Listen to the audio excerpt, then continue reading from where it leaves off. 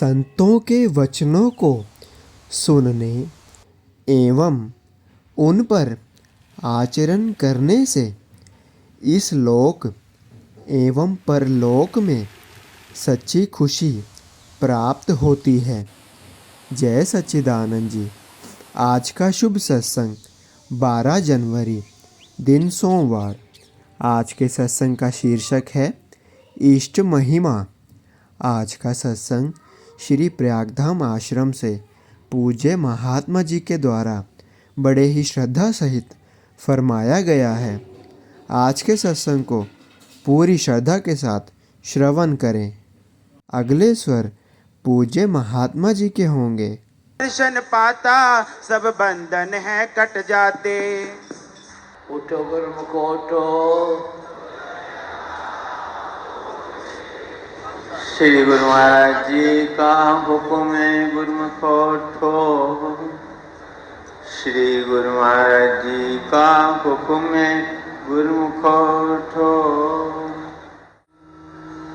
बोलो जयकारा बोल मेरे श्री गुरु महाराज की जय।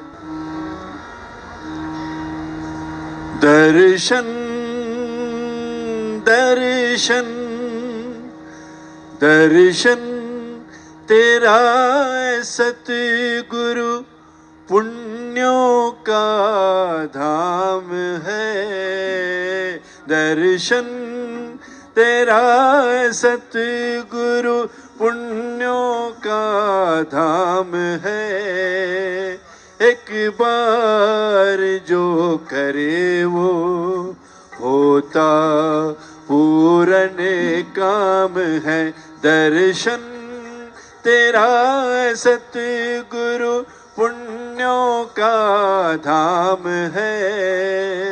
एक बार जो करे वो होता पूर्ण काम है।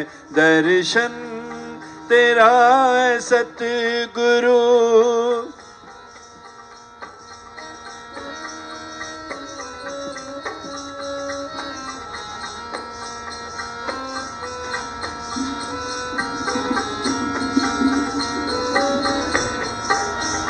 टल जाती आधी व्याधियां त्रैताप हो काफूर।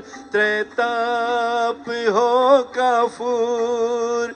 एक झलक से दीदार की दिल होता नूर नूर। दिल होता नूर नूर। दिल होता नूर नूर। मिट जाता नूर जलवे से। मिट जाता नूर जलवे से मन का अज्ञान है। एक बार जो करे वो होता पूर्ण काम है। दर्शन तेरा सतगुरु।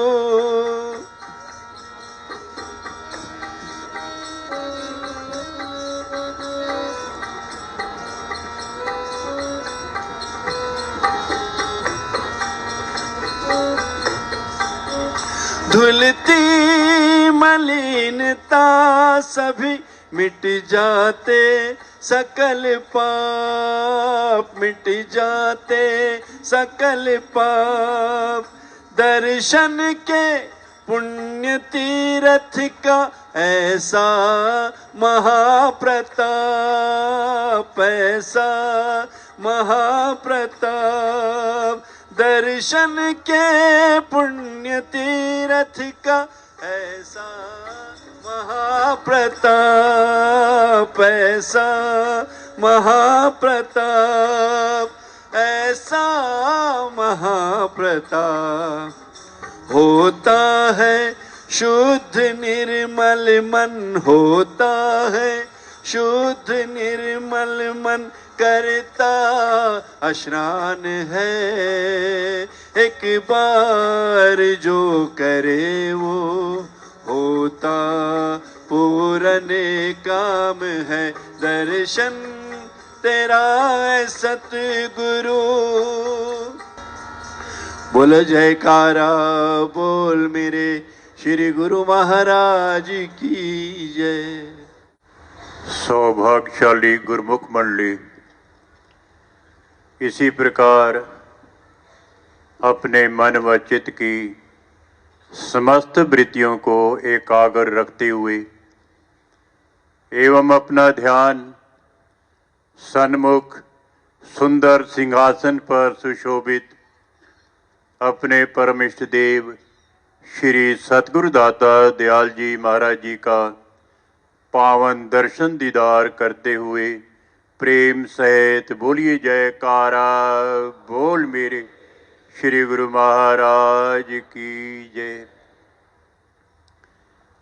आप सब गुरमुख जन श्री प्रयागधाम की पावन धरा पर मकर संक्रांति का शुभ त्योहार मनाने के लिए एवं श्री परमहंस द्वैत मंदिर जी का स्वर्ण जयंती दिवस गोल्डन जुबली मनाने के लिए दूर दराज से यहाँ पर आए हैं। ये आपके बहुत ही ऊंचे भाग हैं। और जो इस समय हमें एक दुर्लभ समय प्राप्त हो रहा है, अपने श्री सतगुरुदाता दयाल जी महाराज जी के शीतल एवं सुखद छत्र छाया के अंदर बैठ करके उनका पावन दर्शन और पावन आशीर्वाद जो प्राप्त हो रहा है, ये ऐसा दुर्लभ समय है, देवी देवताओं को भी ऐसा समय नहीं मिलता। और बड़े बड़े योगीश्वर मुनि जंगलों में जाकर के तपस्या करते हैं, लेकिन ऐसे दुर्लभ समय को वो भी प्राप्त नहीं कर पाते। आपने इतिहास सुना होगा कि मुनि सुखदेव जी, मुनि वेद व्यास जी के पुत्र,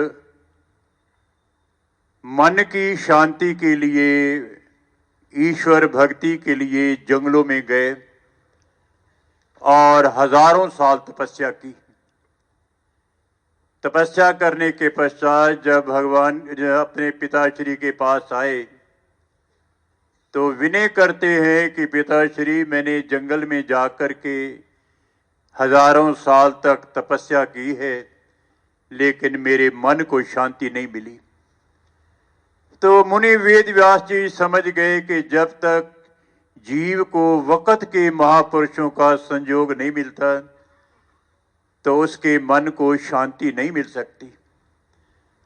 तो फरमाया कि वक़्त के महापुरुष इस समय राजा जनक जी हैं, आप उनकी शरण में जाइए। पिताश्री की आज्ञा मान करके सुखदेव जी राजा जनक जी के दरबार में पहुंचे, पावन दर्शन दीदार किया, नाम की दीक्षा ली और जब वापस आए तो उन्होंने अपना तजर्बा बतलाया कि तप के वर्ष हजार हों, सत्संग की घड़ी एक, तो भी नहीं बराबरी सुखदेव की अविवेक। सुखदेव जी फरमाते हैं कि मैंने हजारों साल तपस्या की है, लेकिन उस दात को प्राप्त नहीं कर सका जो थोड़ी देर के लिए मुझे पूर्ण महापुरुषों के दर्शन करने से प्राप्त हो गए हैं।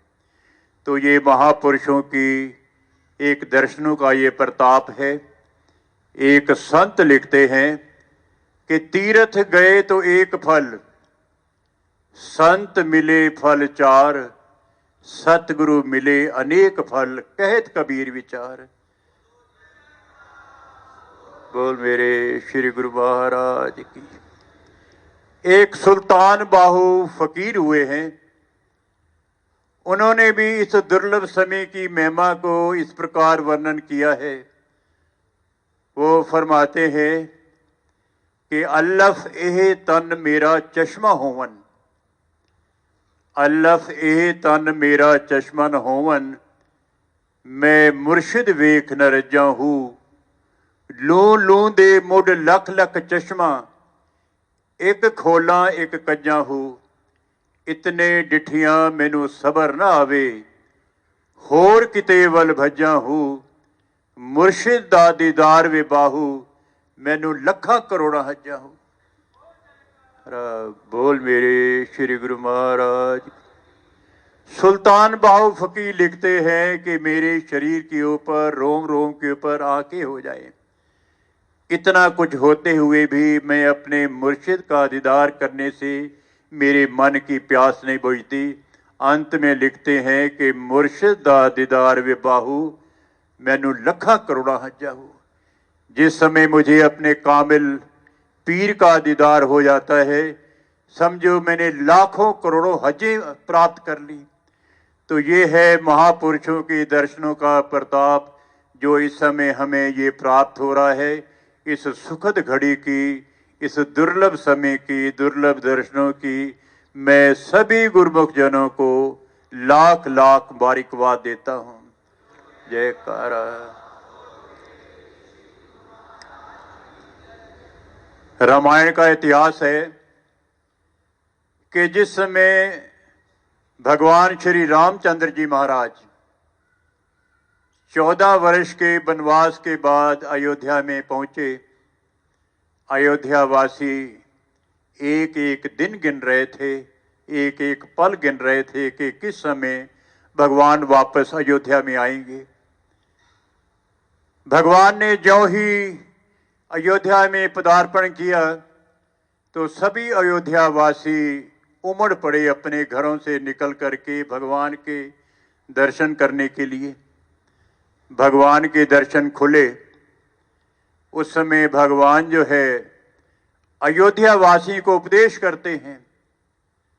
रामायण की चौपाइयां हैं, फरमाते हैं कि नर तन भव वारिद कै बेरो, सन्मुख मरुत अनुग्रह मेरो, करण धार सतगुरु दृढ़ नावा, दुर्लभ साज सुलभ कर पावा। भगवान फरमाते हैं अयोध्या वासियों, ये जो कुदरत ने मनुष्य का शरीर दिया है, ये एक प्रकार का भव सागर से पार होने के लिए बेड़ा है।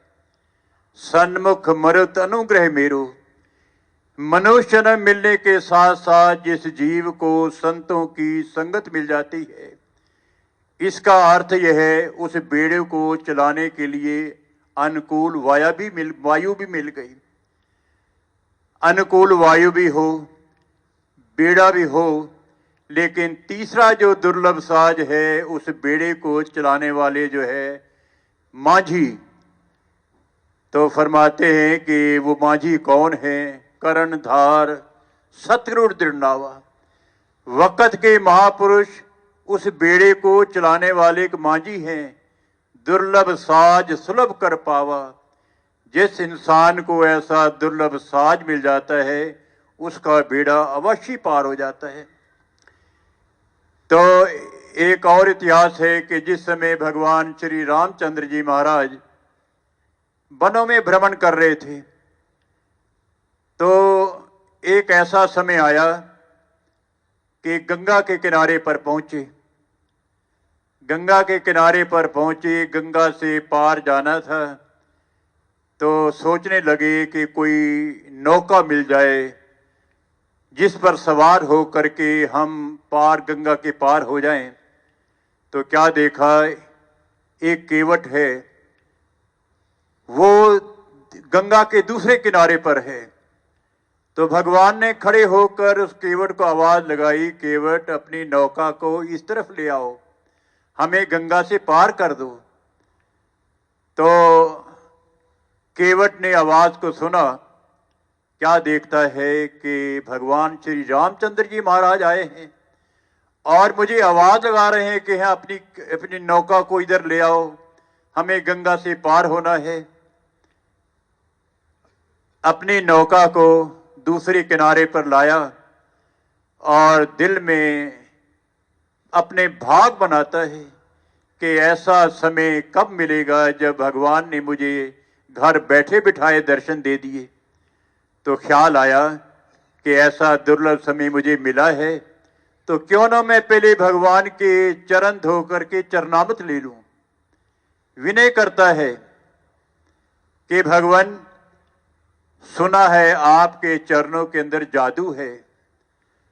और अहिल्या जो थी वो भी जब उसके ऊपर आप पत्थर बनी हुई थी, आपके चरण स्पर्श हुए तो वो आकाश में उड़ गई। भगवान, कहीं ऐसा न हो कि आपके चरण मेरी नौका पर पड़े और मेरी नौका ही कहीं छू मंतर न हो जाए तो मैं गरीब आदमी हूं, मैं फिर कैसे गुजारा करूंगा। तो भगवान भी समझ गए कि भगत की इच्छा है चरणामत लेने की। भगवान ने अपने चरण सामने किए और केवट ने जो है चरणामत लिया और नौका को चलाना शुरू किया। जैसे ही गंगा के पार पहुंचे तो भगवान ने सोचा कि ये गरीब आदमी है मांझी, इसको कुछ न कुछ मजदूरी देनी चाहिए।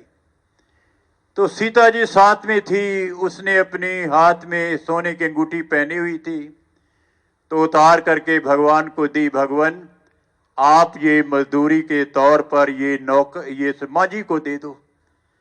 तो मांझी को जब भगवान अंगूठी देने लगे तो मांझी क्या जवाब देता है कि मजदूर कभी मजदूरों से मजदूरी लेते हैं भैया, मल्लाह कभी मल्लाहों से मल्लाही लेते हैं भैया।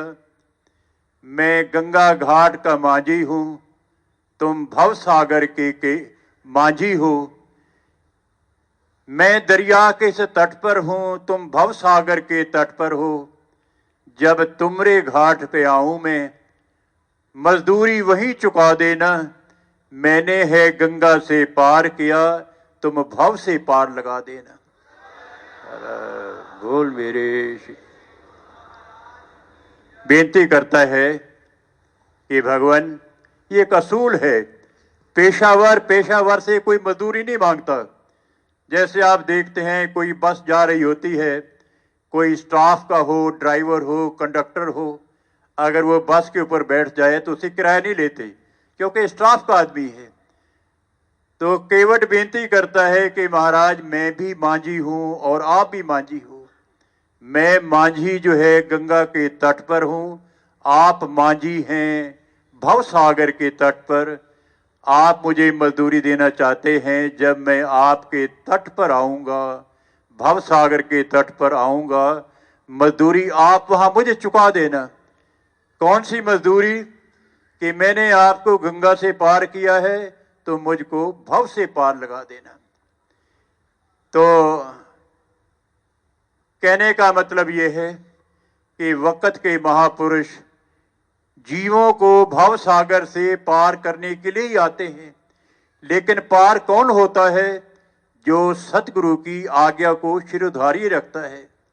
तो कहने का मतलब यह है कि एक फकीर लिखते हैं कि पीर रा बिगड़ी की बेपेरी सफर, हस्त बस्तपुर आफतो खौफो खतर। ये जो परलोक का मार्ग है खौफ और खतरे से भरा है। केवल वक्त के महापुरुषों की आज्ञा, उनकी मौज, जो आप दिन रात श्रवण करते हैं कि भक्ति के 5 सरल नियम जो हमारे श्री सतगुरुदाता दयाल जी श्री पंचम पातशाही महाराज जी निर्धारित किए हैं, उन वचनों के ऊपर हम सब श्रद्धा सहित पालन करें और 2 घंटे भजन अभ्यास अवश्य करें, अवश्य करें, अवश्य करें। ये एक बहुत ही श्री सतगुरुदाता दयाल जी महाराज जी इस बात पर जोर देते हैं। तो जो गुरमुख जन इस आज्ञा को शिरोधार्य करके अपना जीवन व्यतीत करते हैं, उनका अपना भी कल्याण होता है, महापुरुषों की प्रसन्नता होती है और उनका सहज ही बेड़ा भव सागर से पार हो जाता है। बोलो जयकारा बोल मेरे श्री गुरु महाराज की। बोलो जयकारा बोल मेरे श्री गुरु महाराज की जय। तेरे पावन चरण सुंदर ये नयन, तेरे पावन चरण सुंदर ये नयन, नैनों में बसाने दे। जी भर के जरा तुझे देख तो लूं, दीदार तो पाने दे, दीदार तो पाने दे। तेरे पावन चरण सुंदर ये नयन नैनों में बसाने दे। जी भर के जरा तुझे देख तो लूं, दीदार तो पाने दे, दीदार तो पाने दे। तेरे पावन चरण दर्शन ये मनोहर तेरा, जिस पल से है मैंने पाया, जिस पल से है मैंने पाया। तेरी सुंदर सलोनी छवि ने जाने मुझ पे क्या जादू चलाया, जाने मुझ पे क्या जादू चलाया। होके प्रेम मगन, होके प्रेम मगन नाचे मेरा ये मन, आज सुध बुध गवाने दे। जी भर के जरा तुझे देख तो लूं, दीदार तो पाने दे, दीदार तो पाने दे। तेरे पावन चरण मेरे दिल की हर एक धड़कन में तेरे प्यार का गूंजे तराना, तेरे प्यार का गूंजे तराना। छलके ना कभी मेरे लब से उल्फत का तेरी पैमाना, उल्फत का तेरी पैमाना। लागी तुझसे लगन, लागी तुझसे लगन, मिली तेरी शरण, भाग अपने मनाने दे। जी भर के जरा तुझे देख तो लूं, दीदार तो पाने दे, दीदार तो पाने दे। तेरे पावन चरण तेरी नजरे करम को पाकर महका मेरे दिल का है गुलशन, महका मेरे दिल का है गुलशन। सुने जीवन में छाई बहारे, पाकर तेरा नूरानी दर्शन, पाकर तेरा नूरानी दर्शन। मेरे सतगुरु सजन, मेरे सतगुरु सजन, तेरे मीठे वचन रग रग में समाने दे। जी भर के जरा तुझे देख तो लूं, दीदार तो पाने दे, दीदार तो पाने दे। तेरे पावन चरण सतगुरु जी मेरे सुखदाता, तेरा दर्शन बड़ा सुखदाई, तेरा दर्शन बड़ा सुखदाई। दुख गम है सभी मिट जाते, कुछ ऐसा है नूर इलाही, कुछ ऐसा है नूर इलाही। आज धरती गगन, आज धरती गगन करे तुझको नमन, सर मुझे भी झुकाने दे। जी भर के जरा तुझे देख तो लूं, दीदार तो पाने दे, दीदार तो पाने दे। जय सच्चिदानंद जी। हम आनंदपुर धारा SSGN के माध्यम से श्री आनंदपुर दरबार के सत्संग, स्वामी जी के प्रवचन, भजन, संतों की वाणी सभी गुरुमुख प्रेमियों तक पहुंचाना चाहते हैं, ताकि आप सभी गुरुमुख डेली सत्संग और भजन का पूरा लाभ ले सकें। और इसके साथ ही आप संतों की वाणी अपने हर गुरुमुख साथी, गुरुमुख प्रेमी के साथ शेयर कर दें, ताकि सभी आनंदपुर रूपी डोर के साथ जुड़े रहें। बोलो जयकारा बोल मेरे श्री गुरु महाराज की जय।